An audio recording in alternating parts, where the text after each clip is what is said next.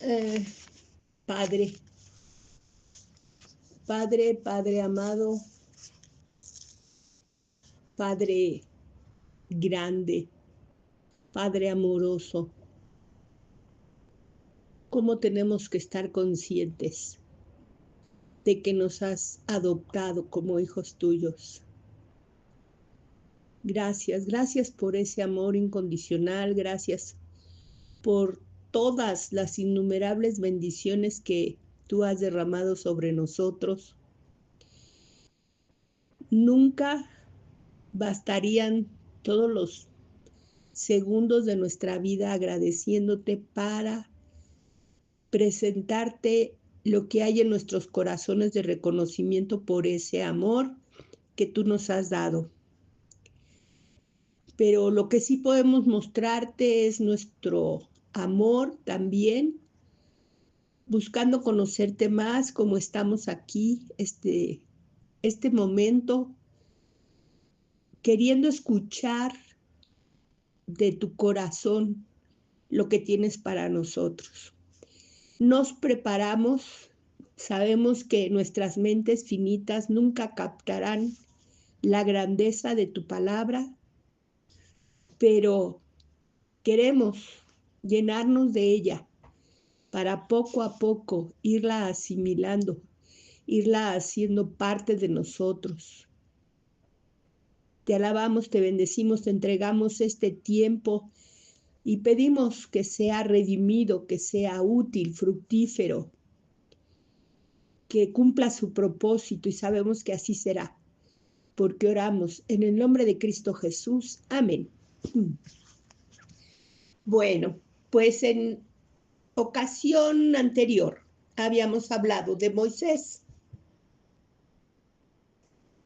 Y hablando de Moisés, pues viene a la memoria ese tiempo de cautividad en Egipto y luego cómo se logró su liberación y cómo fue su deambular por el desierto. Y surgen dudas, surgen preguntas, inquietudes, cosas que no sabemos y otras cosas que las sabemos pero no las entendemos. Una de ellas es que en realidad, en la actualidad, de Egipto a la tierra prometida, a lo que era Canaán en aquellos tiempos, hoy en día hay una carretera y en auto se hace ese viaje en 2 horas. En aquel entonces no había carretera y se tenía que ir caminando a unas jornadas pues del paso de personas de diferentes edades, en fin, pero se calcula que ese viaje se pudo haber realizado en 11 días. Sin embargo, sabemos que el pueblo estuvo deambulando 40 años en el desierto y a veces eso no lo podemos entender. Y entonces decía que de las preguntas que surgen es ¿por qué vagaron los hijos de Israel 40 años en el desierto? Ahora, cada vez que nos acercamos a la palabra de Dios, Él se revela que es un Dios poderoso para hacer cualquier cosa y que de hecho la hace constantemente. Y esas cosas que Él realiza con su inmenso poder son grandes prodigios y los vemos en nuestro vivir día a día, pero pues quedan muy claros plasmados en las historias de la Biblia. De ahí que algunas personas concluyan que ese deambular por el desierto fue a causa de un castigo aplicado a los hijos de Israel. En parte podríamos verlo así porque dentro de las muchas cosas que caracterizan a nuestro Dios, que ahorita las vamos a comentar un poco levemente, Él es juez también y Él juzga y da retribución. Pero ahorita yo les voy a exponer los pensamientos que yo tengo que me hacen pensar que no fue en realidad como un castigo. Hablamos de que este Dios todopoderoso, enorme, majestuoso, creador de el universo, que es insondeable, es inmensurable, no se puede medir. Es un Dios que su característica principal que lo distingue es que es amoroso. Y ese amor, que es en sí su naturaleza, la misma Biblia dice que Dios es amor, lo hace que hacia nosotros, que somos seres finitos, débiles y que somos creados del polvo, Él nos brinde su cuidado de muchísimas formas, su provisión. En muchas cosas Él se comporta para con nosotros como una nana, como un consejero, como un proveedor, como un cuidador, como un padre, como un maestro. Pero lo que yo siempre observo en mi Dios amoroso, todopoderoso, mi Padre celestial, es que Él es siempre, dice que el amor cubre multitud de pecados. Y por eso su amor muchas veces trata con nosotros y no actúa como si fuera un juez, porque un juez no necesita que haya 20 delitos. Habiendo un delito, el juez ejerce un juicio. Sin embargo, nuestro Padre no es así. Y vamos a analizarlo. Y yo sostengo que el ser humano, cuando lo estudiamos y lo vemos en la Biblia, en sus historias y con lo que vivimos en la actualidad, podemos concluir, al menos yo así lo veo, que el ser humano es el mismo ayer, hoy y por los siglos, que gobiernos cambian, que reyes suben y bajan, que cambiamos formas de gobierno, que economías se transforman, a veces hay países que en un tiempo son muy ricos y luego caen en pobreza, y otros que eran muy pobres ahora se enriquecen y así. Pero el hombre en su corazón, en sus tendencias, yo lo veo igual desde la creación. Y así yo les pido que en cada uno de estos puntos que yo voy a ir mencionando, no veamos a Egipto y al pueblo de Israel, a los hijos de Israel, sino que veamos nuestras circunstancias, lo que nosotros vivimos y nos veamos a nosotros mismos, para que podamos ver cómo nuestro Dios sigue actuando igual y cómo desafortunadamente nosotros también seguimos actuando igual. Entonces vemos que esto del peregrinar por el desierto se inicia, de hecho, en el libro del Éxodo, en el capítulo 3, se nos menciona cómo Dios escuchó el clamor del pueblo. Clamor son voces lastimeras de sufrimiento, de petición, de lloro, de ruego. Ellos sabían, se les había pronosticado desde los tiempos de Abraham, que iban a estar esclavos y que Dios juzgaría a la nación que los esclavizaría y que sería solamente por un tiempo, por 300 años, se les dijo. Así, ellos, cuando ven que ese tiempo ha transcurrido, dicen, ¿qué pasa? ¿Por qué seguimos aquí en esclavitud? Y empiezan a clamar al pueblo, digo a Dios, todo el pueblo. Entonces, Dios escucha ese clamor y manda a un siervo, a Moisés, lo manda para liberarlos, para sacarlos de la esclavitud. Yo les pido que vayan viendo las similitudes, por favor. Este libertador trata con el faraón y lo humilla, derrotándolo muchas veces por medio de las plagas. Cada plaga era una nueva derrota contra el faraón. Pero ese faraón, no cedía, seguía obstinado en su propósito de no soltar al pueblo.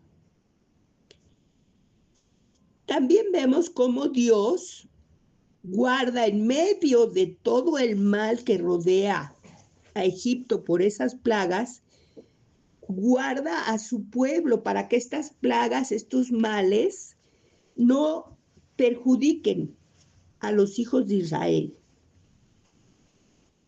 Así vemos que transcurren las numerosas plagas hasta que llega la de los muertes de los primogénitos que aparece en Éxodo 12. Bueno, yo les dije que el clamor venía en Éxodo 3, el envío de Moisés está en Éxodo 4, cómo trata con Faraón a partir del Éxodo 7, y así llegamos a Éxodo 12, donde se aparece la muerte de los primogénitos. Y vemos cómo de ese mal terrible, porque imaginemos que en una familia al menos registremos una muerte, pues es terrible. Pero Dios le dice al pueblo, no tienen ustedes por qué padecer eso. Les da unas instrucciones y así vemos que aún los extranjeros que reconocen esa dirección de Dios y se agregan a ellos, se ponen bajo su protección, también ellos son guardados.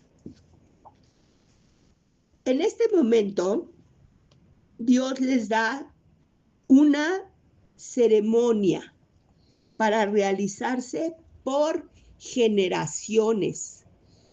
Dios no solamente quería tratar con esas personas, quería que ellos supieran que había algo para ellos por sus generaciones. Y así les da la Pascua. En esa celebración importantísima se reinicia el calendario. Él les dice, que es tal mes, ahora va a ser el primer mes. Y entonces habla de que hay un reinicio. Ahora, hasta aquí el pueblo pues veía, escuchaba, participaba, pero no comprendía, no notaba los detalles, no los apreciaba, no aprendía. Ahora ellos salen de Egipto, un gran número de personas llenos de riqueza, y se dirigen hacia fuera de Egipto sin saber hacia dónde, siguiendo a su líder, y ese camino que ellos empiezan a tomar los enfrenta cara a cara con la muerte. Ellos ven la muerte muy de cerca porque el ejército, posteriormente a que ellos salen, que ellos mismos les dicen váyanse y llévense todo, se rebelan y van en contra de ellos. Y lógicamente era un gran ejército con carros de guerra, con caballos, con capitanes, con un tremendo ejército que nada que ver con el pueblo que había sido esclavo, que no tenía, yo creo, ni zapatos para caminar en el desierto. Y claro que ellos ven que no tienen ni la más mínima oportunidad en contra de ese ejército. Pero ¿qué pasa? Enfrentan la muerte de cerca, pero Dios los libra. Dios se pone en medio del pueblo de Israel y de los egipcios. Y en una sola columna que Dios se manifiesta, al pueblo de Dios le da iluminación, le da luz. Y esa misma columna, al lado de los egipcios, lo que proyecta son penumbras. Entonces, Dios mismo en medio de ellos, librándolos de la muerte, no les da lo mismo que a los egipcios. Los egipcios tienen un trato y ellos tienen uno completamente diferente. En este momento, fíjense, los mismos egipcios, en Éxodo 14, versículo 25, dicen: huyamos de delante de Israel, porque Jehová pelea por ellos contra los egipcios. Un pueblo pagano, un pueblo que no está viendo a su favor a Dios obrando en favor de ellos. Reconocen que eso que está pasando es Dios peleando por ese pueblo de Israel y haciendo que todo el poderío de los egipcios se convierta en nada. Dios les abre el mar y porque ellos ya estaban encerrados, ya no había hacia dónde caminar. Era una situación de un sitio. Dios no estaba permitiendo que los egipcios llegaran y los mataran, pero ya no había para dónde ir. Entonces Él abre un camino que no existía en un lugar y en una forma imposible y les abre una vía de escape.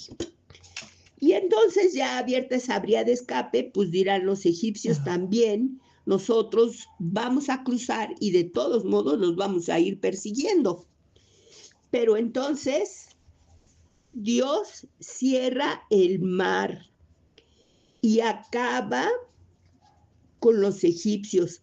Antes aún de esto, en su propio campamento, Dios ya les había enfrentado y les había destruido sus carros de guerra. O sea, en el mismo lugar antes de que iniciaran la persecución y la guerra en contra del cruce del mar, ya había bajado su poderío, les había destruido armas en contra de Israel. Cuando el pueblo de Israel cruza y ve que los guerreros de Faraón se hunden en el mar, y mueren, perecen, ya no hay quien los persiga, entonaron cánticos. Dice que Moisés y el pueblo entonaron cánticos. Y estos cánticos en el capítulo donde vienen, que lo tenía yo aquí anotado, pero ya no lo veo, abarca 20 versículos, casi todo el capítulo está declarando Moisés y el pueblo. Hay versiones que dicen que Dios les enseñó este cántico a todos y lo cantaban de manera simultánea, pero pues no hay ninguna evidencia. Otra cosa podría ser que tal vez todos iban agregando partes a ese cántico, pero de todos modos vemos que en todos y cada uno de ellos fluía el mismo espíritu, porque este canto de Moisés y los hijos de Israel hablaba de que en el lugar donde ellos iban a ir, habría temor en los caudillos y en los valientes, y Dios pondría torpeza en ellos por la fuerza de su brazo, y les daría turbación, y los haría mudos de miedo y quedarían como hechos de piedra. Todos esos versículos hablan de eso, y cómo ellos tendrían la victoria y lograrían grandes cosas porque estaban ciertos, tenían la evidencia de que Dios iba con ellos. Así danzan, toman panderos, cantan, danzan y empiezan a caminar en el desierto. Ahora, al empezar a caminar, pues ellos llevaban provisiones y cosas que habían rescatado de Egipto, pero empiezan a caminar y a los 3 días en que no han encontrado agua, empiezan ellos a murmurar y a quejarse. ¿Y ahora qué beberemos? Y entonces llegan a un lugar llamado Mara porque encuentran agua, pero esas aguas son amargas. Entonces Dios le señala un árbol y lo arroja al agua, y ese árbol en el agua endulza el agua para que pueda ser bebida. Y entonces ya el pueblo bebe, se restablece, y Dios les dice, les dio sus estatutos y les dijo: si oyeres atentamente la voz de Jehová tu Dios, e hicieres lo recto delante de sus ojos, y dieres oído a sus mandamientos, y guardares todos sus estatutos, ninguna enfermedad de las que envié a los egipcios te enviaré a ti, porque yo soy Jehová, tu sanador. Ahora esta pequeña porción, esta invitación de Dios, esta instrucción, una enseñanza, a lo largo del Éxodo lo vemos en muchas ocasiones. El pueblo se detiene y Dios habla a través de Moisés y les entrega estas palabras, y posteriormente se vuelven a detener y Dios habla y les da estas mismas palabras. Las repite muchas veces. Aquí es la primera vez que se las menciona. Y entonces les dice claramente por qué no les va a hacer un tratamiento igual al de los egipcios. Porque yo soy Jehová, tu sanador. Y eso se los dice en relación a que está hablando de enfermedades. Pero también sabemos que en su nombre ya les había demostrado que él iba a ser su proveedor, su guía, su sanador, su esperanza, su fortaleza, todo iba a ser él, pero aquí se los señala puntualmente y entonces los lleva al lugar de Elim, donde había 12 fuentes y 70 palmeras, y allí los acampa. No crean que hemos entrado a gran parte de su caminar en el desierto. Apenas está empezando. Estamos a unos días de que ellos salieron de Egipto triunfantes, pero ya tenemos demasiadas enseñanzas para nosotros.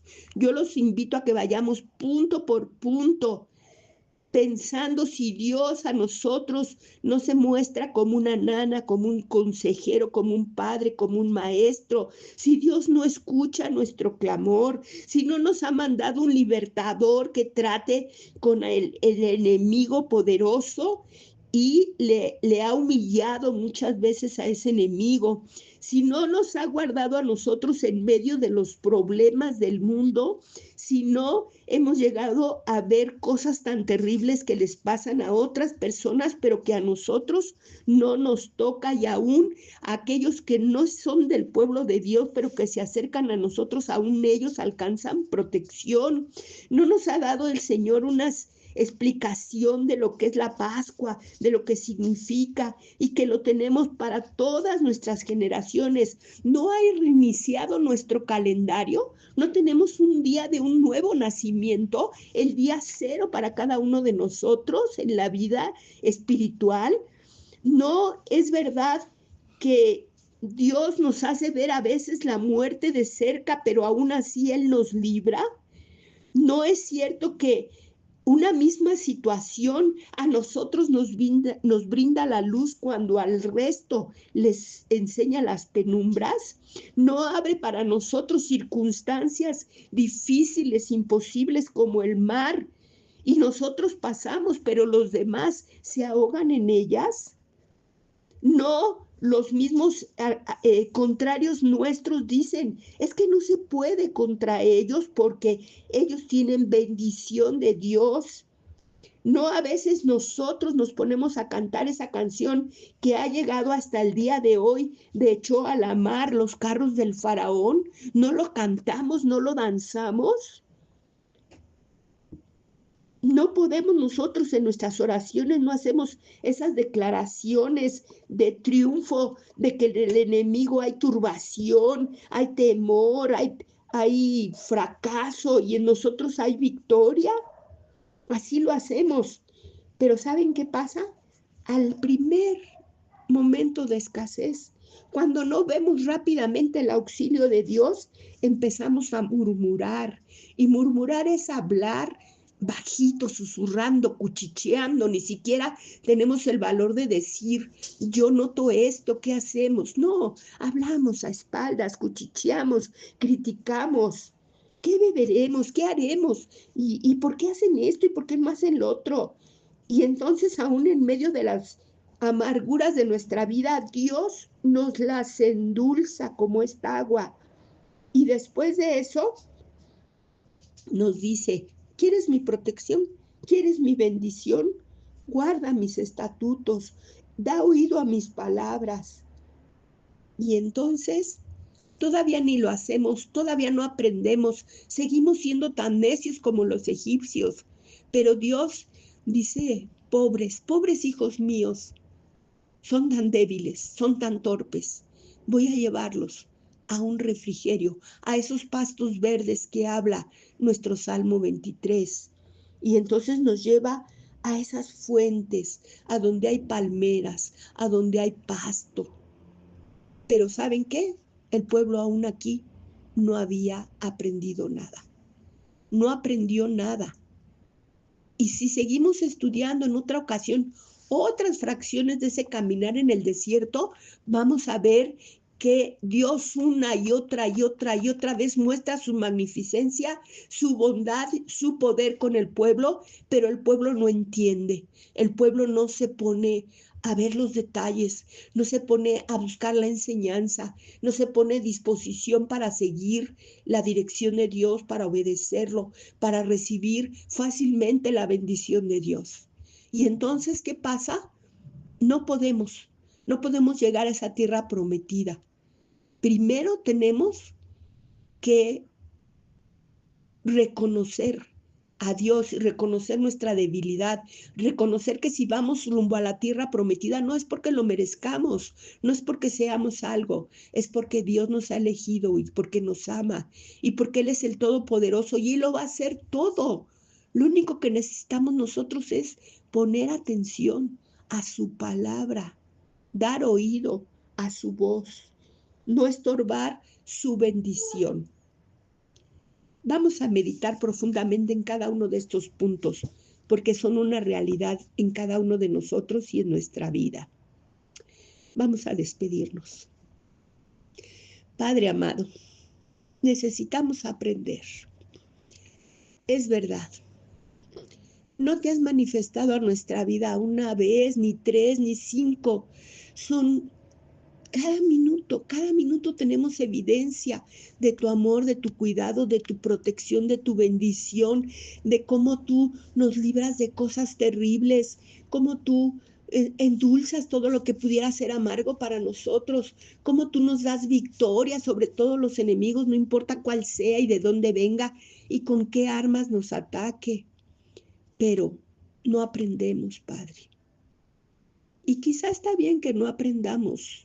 Somos polvo, tú dices tu palabra que te acuerdas que somos polvo, pero definitivamente lo único que tendríamos que reconocer es que tú nos amas, que tú no nos dejas nunca solos, que tú eres quien va a hacer toda la obra, que solamente pides de nosotros que no estorbemos tu bendición, que creamos ese amor, porque es inaudito que a veces dudemos de ti, dudemos de tu misericordia, de tu amor, de tu cuidado, de tu provisión, de tu bendición. Oh Padre, necesitamos aprender eso de ti, aprender a amar como tú nos amas, primero a ti y después, si es posible, también a nuestros semejantes. Pero mientras eso aprendemos, Señor, nuestra alabanza esté de continuo en nuestra boca, diciéndote gracias, gracias.